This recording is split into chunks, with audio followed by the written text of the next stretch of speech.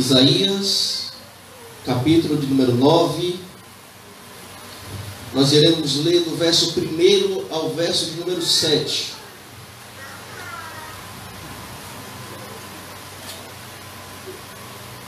Isaías, capítulo 9, verso 1 ao verso 7. Quantos acharam, digam amém. Amém. Contudo, não haverá mais escuridão para os que estavam aflitos. No passado ele humilhou a terra de Zebulon e de Naphtali, mas no futuro honrará a Galileia dos gentios, o caminho do mar junto ao Jordão. O povo que caminhava em trevas viu uma grande luz. Sobre os que viviam na terra da sombra da morte raiou uma luz. Fizeste crescer a nação e aumentaste a sua alegria. Eles se alegram diante de ti, como os que se regozijam na colheita, como os que exultam quando dividem os bens tomados na batalha. Pois tu destruístes o jugo que os oprimia, a canga que estava sobre os seus ombros, e a vara de castigo do seu opressor, como no dia da derrota de Midian. Pois toda bota de guerreiro usada em combate e toda veste revolvida em sangue serão queimadas como lenha no fogo. Porque um menino nos nasceu, um filho nos foi dado, e o governo está sobre os seus ombros. E ele será chamado Maravilhoso Conselheiro, Deus Poderoso, Pai Eterno e Príncipe da Paz. Ele estenderá o seu domínio e haverá paz sem fim sobre o trono de Davi e sobre o seu reino, estabelecido e mantido com justiça e retidão, desde agora e para sempre. O zelo do Senhor dos Exércitos fará isso. Amém. Mantenha a sua Bíblia aberta, tá certo? Para que você possa acompanhar a mensagem. Nós iremos expor e trabalhar do verso 1 ao verso 7. Então é muito importante que você acompanhe para que melhore a sua compreensão, tá? Gostaria de pedir mais uma vez a tua atenção, tá bom? Evite se distrair, levantar, ir ao banheiro, beber água, tá certo?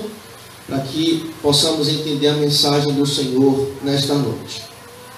Irmãos, o livro que nós estamos tratando hoje, nós iremos tratar e trabalhar no capítulo de número 9, ele foi escrito pelo profeta Isaías, a qual o nome o livro leva o seu nome, livro do profeta Isaías. Este profeta, ele fazia parte de uma família nobre de Jerusalém, uma família que tinha bastante influência. Provavelmente Isaías foi um escriba da época. E Isaías, ele escreve este livro no 8º século antes de Cristo, ou seja, cerca de 500 anos antes de Cristo. E o profeta Isaías, ele é conhecido como o profeta que mais profetizou sobre o Messias. Ou seja, 700 anos antes da vinda de Cristo, antes da vinda do Messias, Isaías profetizou sobre esta manifestação do Messias, do Salvador da humanidade. Você vai ver ao longo do livro de Isaías, que Isaías ele profetiza contra Judá e Israel, lembrando que nessa época que o reino de Israel estava dividido entre o reino do norte, Israel, e o reino do sul, Judá. Isaías ele profetiza contra Judá, contra Israel, o reino do norte, e contra algumas nações vizinhas, por causa dos seus pecados. E Isaías ele profetiza sobre a calamidade e as punições que Deus traria a essas nações. No capítulo de número 7, a Bíblia diz que Isaías se apresenta ao rei Acaz, nesta época, sendo rei de Judá. Porque o texto e as escrituras dizem que o reino da Síria juntou com o reino de Israel, o reino do norte, para juntos invadirem Judá, sitiarem Judá e conquistarem Judá. Então Acaz e o povo de Judá fica com medo, porque essas duas nações viriam para combatê-los. E Isaías se apresenta ao rei Acaz no capítulo 7 para dizer que essas nações não conquistariam Judá, não venceriam Judá, porque Deus daria vitória a este povo. E Deus, para provar, para mostrar que ele estava com o povo e daria vitória, ele mostraria um sinal. Qual era o sinal? Capítulo 7. Nasceria um filho, um menino de uma mulher virgem. Era o sinal milagroso de Deus que ele estaria com o povo e daria vitória ao povo de Judá. E aqui nós chegamos no capítulo de número 9. Antes de a gente entrar no texto, irmãos, eu preciso fazer duas considerações aqui. Primeiro, muitos estudiosos acreditam que este texto que nós iremos trabalhar, eles se referem às profecias de dupla referência. O que é isso? Muitos estudiosos creem que o menino que nasceu aqui no capítulo 9, que Isaías profetiza, de fato, na época de Acaz e na época de Isaías, nasceu um menino que serviu de sinal àquele povo da vitória que Deus daria. Um governante, um rei que Deus usaria para reinar sobre Judá, para que levasse Judá à vitória com seus inimigos. Só que esta profecia não se esgota na época. Essa profecia se cumpre de modo imediato na época e se cumpre também em Cristo, 700 anos depois. Por isso que profecia de dupla referência. Ela não se esgota neste menino que nasceu na época, mas essa profecia vai se esgotar totalmente, o seu cumprimento vai se esgotar em Cristo. Por isso que alguns estudiosos acreditam que esta profecia, como algumas outras, se referem à profecia de dupla referência. Outra consideração é que Isaías, ele usa o que a gente chama de tempo passado profético. O que é isso? Você vai ver no capítulo 9 aqui, que Isaías usa verbos no passado, só que com algo que ainda não aconteceu. Ele está profetizando, é um evento que acontecerá no futuro, mas ele usa verbos no passado. Por exemplo, um menino nos nasceu. O que é isso? É o chamado tempo passado profético. O futuro que Deus mostra através de Isaías é tão certo que Isaías profetiza como se já tivesse acontecido. Porque Deus não pode errar na sua presciência. Deus não pode errar nas profecias. Então é tão certo que Deus está mostrando para Isaías, que Isaías usa como se tivesse já acontecido. Por isso que algumas vezes você vai ver aqui, nós iremos ver Isaías profetizando e usando verbos do passado, porém ainda iria acontecer os eventos que Isaías está profetizando. Amém? Então, com essas considerações, nós iremos então entrar no texto em si. Do verso de número 1 ao verso de número 5, irmãos, Deus, ele fala através de Isaías que ele faria raiar uma luz nas trevas. No verso de número 1, Deus, ele dizendo através do profeta Isaías, diz: contudo. Por que esse contudo, essa adversativa? Porque se você ler no verso de número 22, o verso de número 22 ele termina dizendo que a terra de Israel estava em trevas, em aflição, em escuridão. Então no verso de número 1, capítulo 9, é uma adversativa. Mas, entretanto, não haverá mais escuridão para os que estavam aflitos. No passado, ele, Deus, humilhou a terra de Zebulon e de Naphtali. Mas ao futuro honrará a Galileia dos gentios, o caminho do mar, junto ao Jordão. O que Isaías está profetizando aqui, irmãos? Primeiro, a terra de Zebulon e de Naphtali eram duas regiões que ficavam no norte de Israel, ou seja, em Israel, o reino do norte. E a Assíria, quando invadiu o território de Israel, começou primeiro pelo território norte. E Zebulon e Naftali estavam na região mais perto da Assíria. Então, quando a Assíria invadiu esse território, começou devastando a terra de Zebulon e a terra de Naftali. Porque Deus tinha usado Isaías para dizer que a punição de Deus à terra de Israel, o reino do norte, seria trazer a Assíria para puni-los. E isso aconteceu quando, no ano 722 a.C., a Síria invadiu Israel, sitiou, destruiu, deportou alguns israelitas para o seu território. Esta terra, ela ficaria deserta, ficaria em trevas. Porém, Deus fala através de Isaías que no futuro ele honraria a Galileia dos gentios, o caminho do mar junto ao Jordão. Por quê? A Galileia ficava justamente naquela região entre Naftali e Zebulon, perto do rio Jordão. E Deus diz que em meio a estas trevas, a esta escuridão, a esta calamidade, um rei nasceria, um rei que era galileu. Por isso que ele diz, ele honrará a Galileia dos gentios. Um rei que era galileu seria uma luz que dissiparia as trevas que estavam naquele lugar. Deus está dizendo, eu vou trazer punição a esta terra, eu vou trazer calamidade a esta terra, só que no futuro vai nascer um da terra da Galileia, um galileu, que dominará, que reinará sobre vocês, e ele será uma luz em meio a estas trevas. E isso se cumpre em Cristo. E Mateus, que escreve primariamente aos judeus, quando ele escreve o Evangelho, no capítulo 4, verso 12 e 16, ele diz, no verso 12, Jesus, porém, ouvindo que João estava preso, voltou para a Galileia.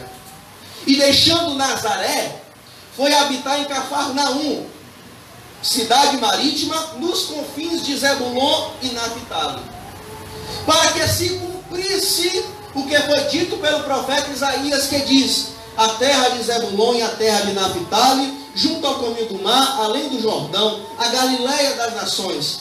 O povo que estava assentado em trevas, viu uma grande luz. Aos que estavam assentados na região e sombra da morte, a luz raiou. O que é que Mateus está fazendo? E ele faz isso diversas vezes no Evangelho. Ele aplica algumas profecias do Antigo Testamento a Cristo. E nesta passagem, Jesus, ele deixa a sua cidade, Nazaré, onde ele cresceu, e vai morar em Cafarnaum, que ficava junto à beira do mar da Galileia. Então, ele diz que esta profecia de Isaías 9 se aplica a Cristo, porque Cristo era conhecido como Galileu. Nazaré, Cafarnaum, ficava tudo na região da Galileia. Então, Mateus está dizendo, a luz que Isaías profetizou, que a nação de Israel veria, a luz que raiaria, que Deus faria raiar em meio às trevas, se chama Jesus Cristo. É o Galileu, ele é o rei, ele é a luz que Deus trouxe ao mundo. Ou seja, Jesus é a solução de Deus para este mundo mau e perdido. Ele mesmo disse, eu sou a luz do mundo. Quem me segue não anda em trevas. Meu irmão, a luz que raiou neste mundo de trevas, de perdição, de promiscuidade, de corrupção, de escuridão, a solução que Deus trouxe a este mundo não foi outra, mas sim unicamente Jesus Cristo. A terra que estava devastada por causa do pecado, a terra que estava destruída por causa das trevas do mal, Deus fez raiar uma luz nessas trevas, e esta luz se chama Jesus Cristo. Você acredita nisso? Diga amém. Olha o que diz no verso de número 2. O povo que caminhava em trevas viu uma grande luz. Sobre os que viviam na terra da sombra da morte raiou uma luz. Aqueles galileus viram, porque o ministério de Jesus majoritariamente foi exercido na Galileia.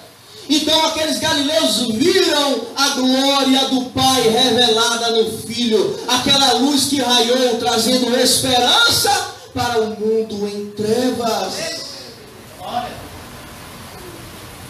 No verso de número 3, Isaías continua dizendo: fizeste crescer a nação e aumentaste a sua alegria.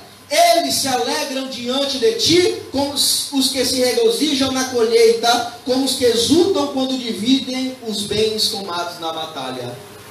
Aqui é o contraste. A terra estava em escuridão, em trevas, em tristeza, em dor, em aflições, mas Deus faria crescer a alegria naquela nação, através desta luz que raiaria. E a alegria se multiplicaria. Isaías, ele usa dois exemplos para exemplificar, para mostrar como seria essa alegria. Ele diz que a alegria seria como os que se alegram na colheita e como os soldados que repartem os despojos. É uma linguagem muito comum na época. O agricultor, ele plantava esperando colher. E quando a terra frutificava e ele colhia, ele ficava extremamente alegre, porque aquilo era a sua provisão, o seu sustento. Da mesma forma, os soldados, quando venciam a batalha, eles dividiam os despojos, os armamentos, os bens do exército vencido entre si, e a alegria tomava conta deles. Isaías pega esses dois exemplos e diz: quando esta luz raiar, a alegria sobrevirá em vocês. Ou seja, quando Cristo veio à terra, era terra de dor, de tristeza, de aflição, de trevas. Mas quando Jesus nasceu, a alegria nasceu com Ele. Deus trouxe a alegria junto com o seu Filho amado. E hoje nós podemos nos regozijar, porque Cristo é quem traz a verdadeira alegria a este mundo. Irmãos, alguns buscam alegria em outras coisas. E de fato algumas coisas trazem alegrias momentâneas. Muitos acham alegria na bebida, nas drogas, na prostituição, na corrupção. E de fato essas coisas, elas têm aparência de alegria e no momento elas trazem. Mas é algo paliativo. Ela traz alegria agora e daqui a pouco você está triste de novo. Porque essas coisas não são capazes de trazer uma alegria duradoura, perpétua. Mas há um que consegue trazer uma alegria perpétua e eterna para as nossas vidas. E este se chama Jesus Cristo. Ele invade o nosso coração com a sua alegria, com a sua paz. E as aflições deste mundo não conseguem arrancar essa alegria do nosso coração, porque ela está empregada em nossas vidas. Você pode adorar a Ele por isto. Deus traria alegria àquela terra de aflição. Verso de número 4. Isaías continua dizendo: pois tu, o Senhor, destruíste o jugo que os oprimia, a canga que estava sobre os seus ombros e a vara de castigo do seu opressor. O que Deus está dizendo aqui? Eu vou trazer a libertação para este povo. Porque Deus, ele disse através de Isaías que a Síria viria, destruiria, sitiaria, governaria o povo de Israel, dominaria o povo de Israel. Mas Isaías está dizendo: isso não vai ser eterno, isso vai ser por um momento esta opressão, este domínio. Deus vai destruir o jugo, a vara, o cetro. Isso é tudo símbolo de domínio, de opressão, de um povo que está subjugado. E Isaías está dizendo: este povo não vai ser subjugado para sempre. Esse povo não vai ser dominado para sempre. Oh, irmãos, e como isso se aplica a Cristo de forma tremenda. Cristo, quando nasceu, Cristo, quando veio ao mundo, Ele veio para tirar todo o jugo de nossas vidas. Tudo aquilo que nos dominava, que nos oprimia, que reinava sobre nós, Jesus desfez. O jugo era o que era colocado nos bois para dominá-los, para guiá-los. E o jugo que estava em nossas vidas, que nos oprimia, que nos dominava, era o próprio pecado. O pecado era o nosso Senhor. Nós éramos escravos do pecado. Mas quando Jesus veio, Ele veio para libertar o homem do pecado, do jugo do pecado, da opressão do pecado. Jesus libertou o homem das garras do pecado. Nós éramos escravos, irmãos. O ímpio diz que é livre, né?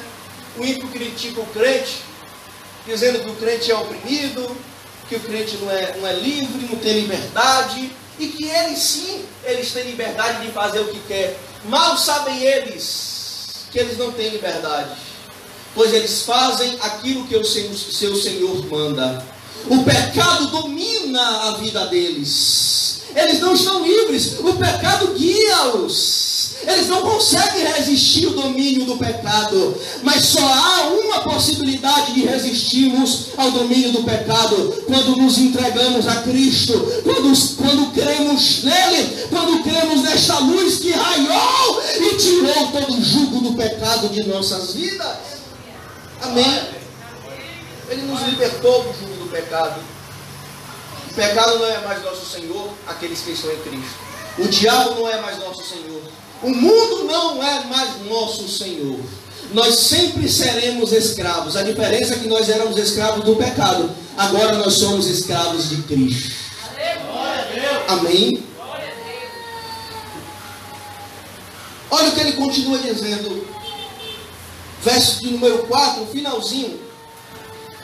Isaías profetiza dizendo que esta libertação que Deus traria seria semelhante, seria igual no dia da derrota de Midian. Isso aqui é tremendo, irmãos. A referência que Isaías faz aqui é Juízes 7. Os midianitas dominavam sobre Israel, porque eles tinham pecado contra o Senhor, e o Senhor trouxe esta consequência. E o povo de Israel estava subjugado pelos midianitas. Deus levanta Gideão como juiz, como líder. E Gideão e mais 300 homens vence os midianitas. E a Bíblia diz que o exército deles era como gafanhotos, eram numerosos. Os seus camelos eram como a areia do mar. E Gideão mais 300 homens conseguem vencer os midianitas. E Deus disse: assim como houve libertação nesta época, haverá libertação quando o rei nascer, quando o Messias vier ao mundo. Agora, o que é tremendo, irmãos, é que Gideão e os 300 não tinham forças suficientes para vencer os midianitas.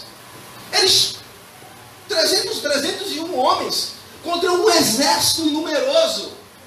Portanto, eles não venceram aquela batalha, aquela guerra, por causa das suas forças. Aliás, é isso que Deus disse para Gideão. Gideão, manda que os covardes voltem. Porque se o povo que está aí, 32 mil, vencer, eles vão dizer que foi por causa deles. Deus queria reduzir ao máximo, para que a glória não ficasse com aquele povo. Porque Deus queria mostrar que quem libertou aquele povo dos midianitas foi Ele mesmo, não pela força do povo. E Isaías está dizendo: quando vocês forem libertados, não vai ser por causa da força de vocês. Vai ser por causa de Cristo que irá tirar o jugo e a opressão de vocês. Ou seja, meu irmão, nós não vencemos o pecado por causa das nossas forças, porque nós não temos capacidade de vencer o pecado. Nós não temos forças de vencer o pecado e nem o diabo. E por que a gente consegue vencer, presbítero? Porque Cristo nos liberta. Você pode adorar a Ele nesta noite, meu irmão. Não é por causa da tua força, não é por causa da tua habilidade, da tua capacidade. É por causa de Cristo. Porque você está em Cristo e o Espírito Santo te faz vencer. Amém, irmãos?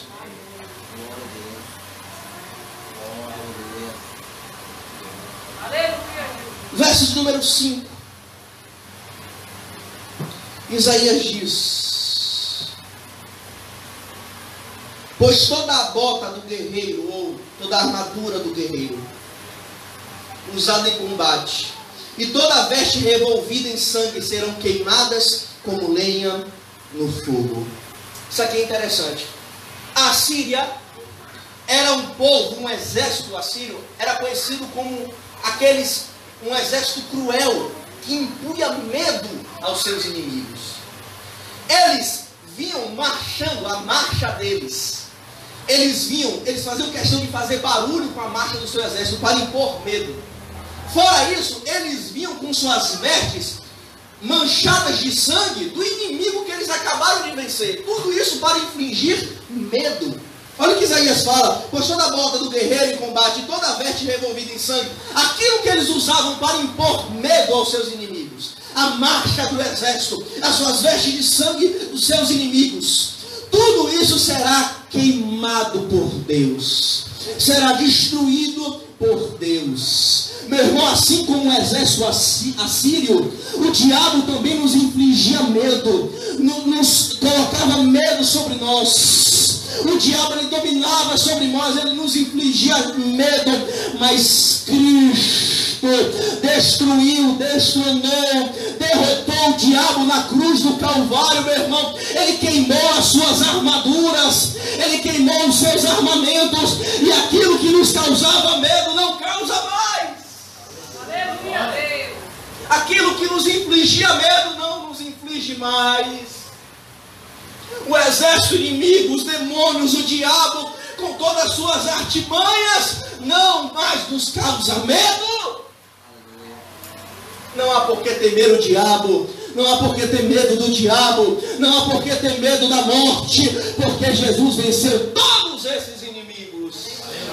Não é que Jesus vai vencer o diabo, ele já venceu quando ele morreu e ressuscitou. O domínio que estava sobre o diabo, ele arrancou das mãos do diabo, e o domínio pertence a ele. Agora você pode adorar a ele nesta noite. Oh, bendito seja o teu nome, Jesus. Deus vai destruir os armamentos do inimigo. No verso de número 6 e verso de número 7, irmãos, Isaías vai profetizar sobre o nascimento da esperança. Verso de número 6. Porque o menino nos nasceu, um filho nos foi dado, e o governo está sobre os seus ombros. Irmãos, isso aqui é uma das doutrinas fundamentais do cristianismo. A encarnação do Filho de Deus. Olha o que Isaías diz: porque um menino nos nasceu. Isso aqui fala da encarnação de Cristo. O Deus se fazendo homem, vestindo pele humana, entrando no ventre de uma mulher e nascendo. Você consegue conceber isto? Um Deus que é criador do universo, o Deus que mede os céus com a palma das suas mãos, o Deus que faz a balança dos montes com balança de precisão, o Deus que chama as estrelas pelo nome, o Deus que é imensurável, o Deus que é eterno. Ele se humilha, ele se esvazia e se faz homem. Ele é gerado no ventre de uma mulher e nasce como nós nascemos, chora como nós choramos, sofre como nós sofremos, sente dor como nós sentimos, sente fome como nós sentimos, irmãos. Você consegue conceber isto? O menino nasceu, Deus se fez homem, Deus se fez carne. Jesus, o Deus Filho, se fez carne, irmãos. Isso aqui refuta qualquer tipo de ensino que quer trazer a ideia que Cristo não se fez homem. Mas de fato, ele sendo Deus, e continuou sendo Deus, mas ele se fez homem, sujeito às mesmas tentações e fraquezas das nossas. Você consegue entender esta humilhação? A humilhação de Jesus não começou na cruz. Ela começou quando ele se rebaixou. abriu mão da sua glória, da sua posição no céu, se rebaixou, se fez homem. O infinito se fez finito, o imortal se fez mortal. É aí que começou a humilhação de Cristo, quando ele se fez homem. E este nascimento, irmãos, representa o nascimento da esperança. Olha que Isaías fala: o menino nos nasceu, um filho nos foi dado. É o nascimento da esperança, irmãos. Sabe por que nós temos esperança de vida eterna hoje, de salvação, de novos céus e nova terra? Porque o menino nasceu para nós, porque o menino nos foi dado por Deus. Meu irmão, o maior presente neste Natal nem aquele que você vai ganhar do seu pai, da sua mãe, do seu irmão. O maior presente que quem deu para a humanidade foi Deus, enviando o seu filho, nos dando este menino. Oh, adore a Ele nesta noite, meu irmão. O menino nos foi dado, Cristo nos foi dado. Oh, bendito seja Ele por isso. Agora, irmãos, o que é interessante é que algumas vezes o nascimento de uma criança representa a reconciliação de um casal. Vocês conhecem a história de um casal que estava prestes a se divorciar, estavam a ponto de colocar os pais para se separar, e de repente a mulher descobre que está grávida, e aquele menino, aquele fruto, faz com que aquele casamento fosse restaurado. Assim foi Cristo. O nosso relacionamento com Deus estava destruído. Nós já estávamos divorciados, nós estávamos mortos, nós estávamos separados de Deus, mas Cristo nasceu, o menino nasceu para que pudesse nos reconciliar com Deus. Você pode adorar a Ele por isso, meu irmão. Ele nos reconciliou com o Pai. E o final de verso número 6 diz que o governo estará sobre os seus ombros. Ele é o Rei soberano. Ele é o Rei dos Reis. Além disso, Isaías diz, verso 6 ainda: ele será chamado maravilhoso conselheiro, Deus poderoso, Pai eterno, príncipe da paz. Era muito comum naquela época, nesta época, colocar nome nos filhos apontando para algum atributo de Deus. Por exemplo, Samuel significa Deus ouve. Era comum. O nome do menino apontava para um atributo de Deus, apontava para Deus. Porém, esses títulos aqui que é colocado sobre Jesus, ele não está sobre Jesus para apontar a Deus, porque Cristo é o próprio Deus. Então esses atributos diz respeito a Ele mesmo. Ele é, em algumas versões está maravilhoso, vírgula, conselheiro. Em outras está maravilhoso conselheiro.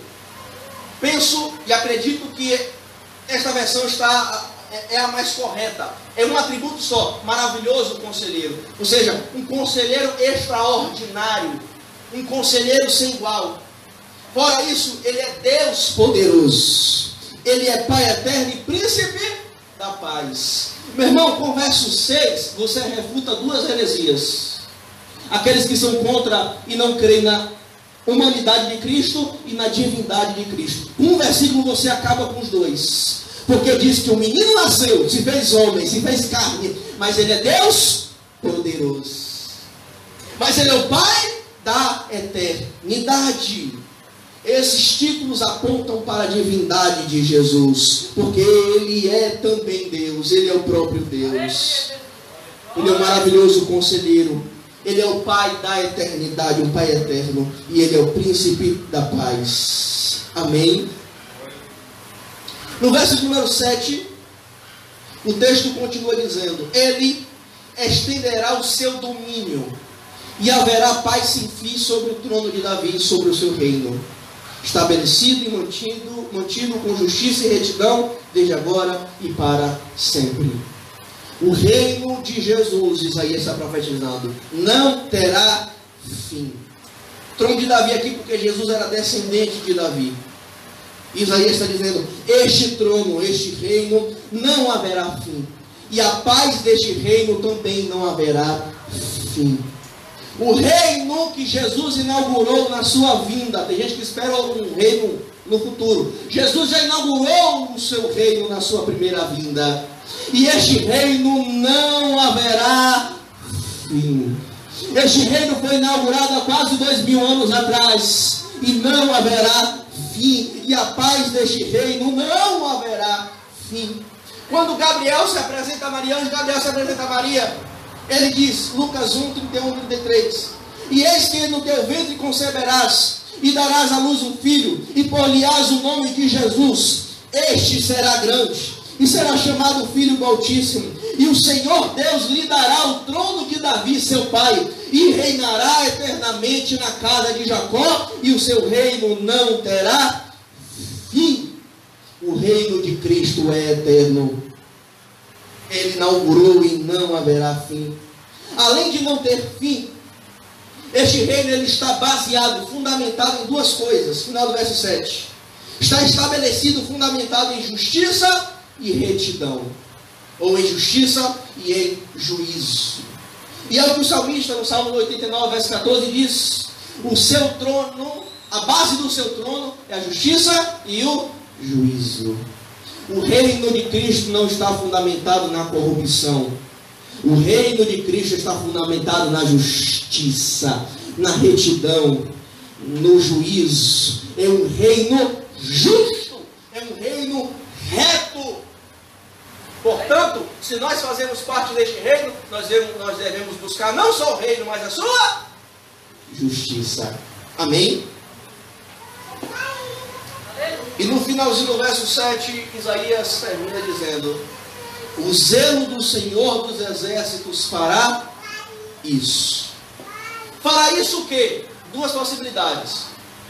Ou ele está se referindo a tudo aquilo que a gente tratou desde o verso 1, a luz que raiaria, a libertação de Deus com o povo, o menino que nasceu para reinar. Ou isso aqui, o zelo do Senhor dos Exércitos para isso, pode estar se referindo ao reino de Cristo, ao que ele acabou de dizer, sobre este reino que não haverá fim. Tanto um como o outro está correto. Tudo isso que Isaías está profetizando, ele está dizendo: irá cumprir o propósito que Deus fez na eternidade. O zelo do Senhor, Deus desejou, Deus projetou que isto acontecesse. E Deus projetou isto na eternidade para que se cumprisse no nascimento de Cristo. Este reino eterno, Deus ele projetou na eternidade. Amém? Para a gente encerrar, irmãos, uma aplicação prática para nós. Às vezes a gente vê dois extremos no meio dos evangélicos, principalmente, sobre o Natal. Há aqueles que são totalmente contra festa pagã, esse tipo de coisa aí. Um sábado mesmo chegou para mim e falou: não, porque isso aí tem origem em Rod, que criou essa festa pagã, e na verdade isso aí está adorando outros deuses, não a Cristo, execram o Natal. E há outro extremo, que creem que Natal é árvore enfeitada, troca de presentes, Papai Noel. Não sou contra isso. Se você quiser colocar uma árvore na sua casa, enfeitar a sua casa, não tem problema algum, irmãos. Isso é algo cultural. Só que a gente não pode substituir o verdadeiro significado do Natal. E a coisa mais importante é, a época, o período do Natal, irmãos, é uma época ímpar. Um período singular que a gente deve aproveitar para transmitir a mensagem de Cristo. A mensagem do nascimento do Salvador do mundo. Muitos crentes perdem tempo, sabe, criticando, falando que é festa pagã, que não comemora, ao invés de aproveitar esta época para trazer a mensagem de Cristo. Olha, ele nasceu, olha, ele se fez carne, olha, ele veio ao mundo e ele veio para morrer pelos nossos pecados, ele veio para nos substituir naquela cruz, ele veio para receber a ira de Deus em nosso lugar, ele veio para imputar a sua justiça em nós. É nós devemos aproveitar para pregarmos o verdadeiro Natal. E o verdadeiro Natal se chama Jesus Cristo. Amém? Se coloque de pé.